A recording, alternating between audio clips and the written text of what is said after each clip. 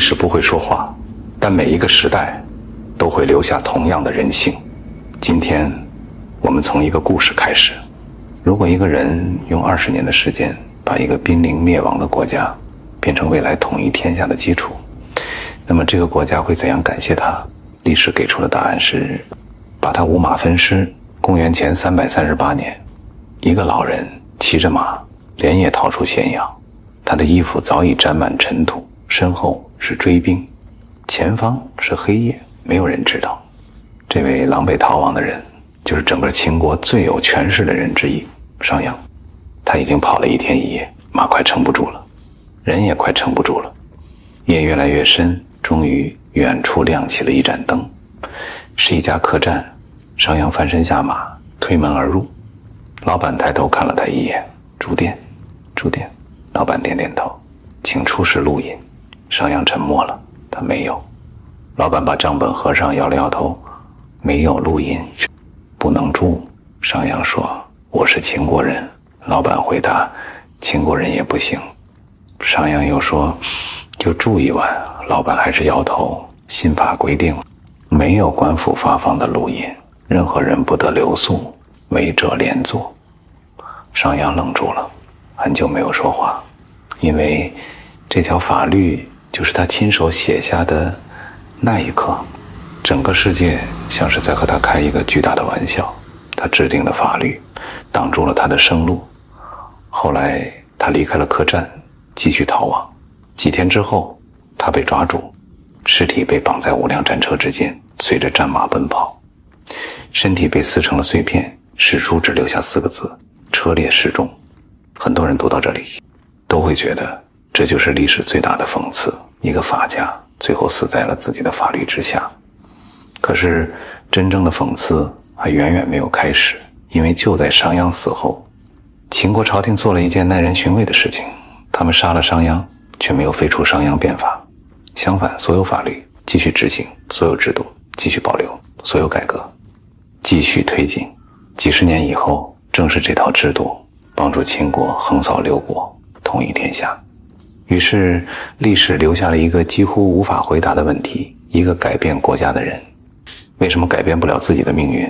很多人说因为商鞅得罪了贵族，有人说因为秦惠文王记仇，还有人说因为商鞅太残酷。这些答案都对，但都不是最重要的答案。因为今天我们真正想讨论的不是商鞅，而是另一个问题：为什么改革者最后往往会成为改革最大的牺牲品？历史不会重复，但人性会。一块木头值多少钱？公元前356年，秦国都城岳阳，清晨城门刚刚打开，一群百姓忽然发现南门外立着一根木头，不长也不粗，旁边站着一个年轻人。他说，谁把这根木头搬到北门，赏10两黄金。所有人都笑了，10两黄金可以买几十亩地，就为了搬一根木头？骗子吧。没有人动，年轻人也不着急，只是站在那里等1个时辰、2个时辰。太阳已经升得很高，围观的人越来越多，议论声越来越大，可还是没有人上前。这时候年轻人突然宣布，赏金50两。人群一下安静了。50两。所有人都开始认真打量那根木头。终于一个年轻农夫站了出来，他咬咬牙，把木头扛在肩上，一步一步从南门走到北门，放下。年轻人一句废话没有，当场兑现50两黄金，1两不少。全城轰动，所有人都在讨论同一件事，官府居然说话算数。这个年轻人就是商鞅，而这个木头后来成为中国历史上最有名的一个木头，因为它真正搬动的不是木头，而是百姓对国家最后一点信任。第二部分，改革从来不是写一部法律那么简单。岳阳城里的那根木头很快就被所有人知道了。有人觉得商鞅疯了，有人觉得秦孝公疯了。为了一个陌生人赏50两黄金，太贵了。可只有商鞅知道，真正昂贵的从来不是黄金，而是信任。因为他来到秦国以后，很快就发现一个问题，这个国家并不是没有法律，恰恰相反，秦国早就有法，可没有人真正相信法律，贵族可以例外，官员可以变通，百姓只能服从。当一部法律对不同的人有不同的标准时，它就不再是法律，而是一种工具。所以商鞅要做的第一件事不是制定更多法律，而是让所有人相信法律真的会执行。可这句话说起来容易，做起来却难，因为真正阻碍改革的人从来不是普通百姓，而是那些已经习惯旧规则的人。很快一个机会来了，或者说一个足以震动整个秦国的事件发生了。太子犯法该怎么办？一天，秦国王宫传来消息，太子触犯了新法。消息一出，整个朝堂都安静了，因为所有人都知道，这不仅仅是一桩案件，而是一场考验。如果处罚太子新法会得罪整个王室，如果不处罚，那刚刚建立起来的威信将瞬间崩塌。所有人都在等商鞅低头，毕竟那可是未来的国君。可商鞅没有，他沉默了很久，只说了一句话：太子是未来的君王，不能直接受刑，但教导太子的人必须承担责任。于是太子的老师公子签受到重罚，另一位师父公孙谷也没有逃过处罚。消息传遍全国，有人拍手称快，有人胆战心惊，更多的人第一次意识到一件事儿：原来这部法律真的没有准备给任何人留后门。很多历史书都会把这件事总结成一句话：刑不上太子，而刑其父。可真正重要的不是这句话，而是它释放出的信号。秦国第一次告诉所有人，身份不再是最可靠的护身符。从那一天开始，贵族开始害怕，而普通百姓却开始相信，因为他们第一次发现法律似乎真的开始站在自己这一边。当然，这并不意味着秦国一下子变成了公平社会。历史从来不会因为一项改革就彻底改变，但是规则开始取代身份。对于一个国家来说，这已经是一场巨大的变化。如果说立木取信是让百姓相信规则，那么军功爵制就是让所有人开始相信命运可以改变。史书没有留下那个普通士兵的名字，我们也不知道他来自哪个村庄，但我们大概能想象那一天，战场上硝烟弥漫，他握着长矛，第一次冲向敌阵。他知道这一仗不只是为了活下来，也是为了改变自己的命运。因为按照商鞅的新法，只要立下军功，哪怕出身寒微，也能获得爵位、土地和赏赐。过去一个人的一生几乎出生那天就已经决定了，贵族永远是贵族，平民很难改变身份。而现在第一次出现了另一条路，不是靠祖先，不是靠关系，而是靠战功。有人因此封爵，有人因此分到土地，有人第一次拥有了属于自己的家，当然也有人永远留在了战场。可至少他们相信了一件事儿，努力开始有了回报。对于今天的人来说，这听起来像一种很普通的激励机制，可在2000多年前，这是对旧秩序的一次巨大冲击。因为商鞅真正改革的不只是法律，而是整个社会的游戏规则。以前决定一个人价值的是出身，现在决定一个人价值的是贡献。这种变化让秦国越来越强，也让越来越多的人开始痛恨商鞅。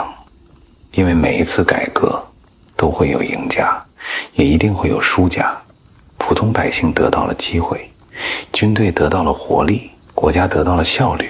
可那些世代依靠血统和身份获得特权的人，却开始失去原本拥有的一切。他们不会感谢改革，他们只会记住一个名字：商鞅。很多年以后，人们常说商鞅变法让秦国崛起，这句话没有错，但他只说了一半，另一半是商鞅变法也让商鞅站到了几乎所有既得利益者的对立面。而历史一再证明，改革最大的成本往往不是困难，而是敌人。那些敌人不会立刻出现，他们会等待一个机会，等待那个真正支持商鞅的人不再能够保护他。而那个时刻已经越来越近了。公元前338年，秦孝公去世了，这一天，整个秦国都在为国君举行国丧，可在朝堂之外还有另一群人，他们没有哭，他们在等一个人失去最后的靠山，这个人就是商鞅。很多人后来认为商鞅死于秦惠文王的报复，因为当年太子犯法，商鞅处罚了他的老师，还让太子颜面尽失，如今太子继位，自然要报仇。这个说法并非毫无根据，但如果我们把一切都归结为报仇，那历史就太简单了。因为真正成熟的政治很少只是私人恩怨，它更像一场复杂的利益冲突。秦孝公活着的时候，商鞅代表的是国君的意志，没有人敢轻易反对，因为反对商鞅就是反对秦孝公。可秦孝公一死，一切都变了，失去的不只是一个支持者，而是一整个权力结构。那些曾经被压制的贵族，那些因为新法失去土地、失去特权的人，那些表面服从、内心怨恨的人，开始重新聚集。他们知道机会终于来了。历史上有一句话，墙倒众人退，很多人以为这是人性的冷漠，其实更准确地说，这是利益的重新站队。因为权力从来不会出现真空，一个人倒下，一定会有新的秩序形成，而所有人都会重新选择自己的位置。于是商鞅很快被指控谋反。注意，这里有一个很值得思考的问题，史书关于商鞅谋反并没有充分明确的证据，至少后世主流史学界普遍认为，所谓谋反更像是一个政治罪名，而不是今天意义上已经完成的叛乱事实。换句话说，真正重要的已经不是商鞅有没有谋反，而是有没有人希望他继续活着。答案越来越明显，没有。那些曾经因为他受益的百姓救不了他，那些因为他获得爵位的士兵救不了他，那些依靠新法成长起来的官员也救不了他。为什么？因为他们受益于制度，却无法左右权力。这里历史出现了一个残酷的现实，很多人以为商鞅建立了一套制度，所以制度会保护他。可事实上，制度只能规定事情怎么办，却不能决定事情由谁来办。法律可以写在竹简上，可竹简不会自己执行，最终执行法律的永远还是人，而人永远都有自己的利益。于是当支持商鞅的秦孝公离开以后，制度依旧存在，可制度的解释权已经换了主人。很多现代人读到这里都会觉得不可思议，为什么一套成功的制度却保不住它的设计者？其实历史上这样的事情并不少见，很多改革者都犯过同一个错误。他们相信只要规则足够完善，组织就会自动运转。可真正推动组织运行的从来不是规则本身，而是那些掌握规则的人。规则可以约束行为，却无法消除欲望；法律可以规范程序，却无法替代判断。商鞅最大的成功是建立了一套高效的制度，商鞅最大的遗憾也是太相信制度本身。他相信只要国家越来越强，改革终究会得到认可。可现实比他想象的复杂，国家可以感谢他的制度，却未必感谢他这个人。因为制度需要稳定，而权力有时候更需要平衡。于是商鞅最终面对的已经不是一个秦惠文王，也不是几个仇恨他的贵族，而是一个新的政治格局在那里。他的存在已经开始成为一种负担。所以真正杀死商鞅的不是秦惠文王，不是贵族，甚至也不是车裂。真正杀死他的是改革成功之后，他已经完成了自己的历史使命。而一个失去政治价值又树敌无数的人，在新的权力秩序里往往很难拥有安全的位置。历史发展到这里，一个更加值得思考的问题开始浮出水面：商鞅真的不了解人性吗？不，恰恰相反，他比很多人都了解。他知道人会趋利避害，所以设计奖惩；他知道人会偷懒，所以建立严刑；他知道人会说谎，所以强调连坐。可是他唯独低估了一件事：制度可以利用人性，却不能战胜人性。而这才是商鞅悲剧真正开始的地方。历史不会给我们答案，它只是一次又一次把相同的人性摆在我们面前。我们下期见。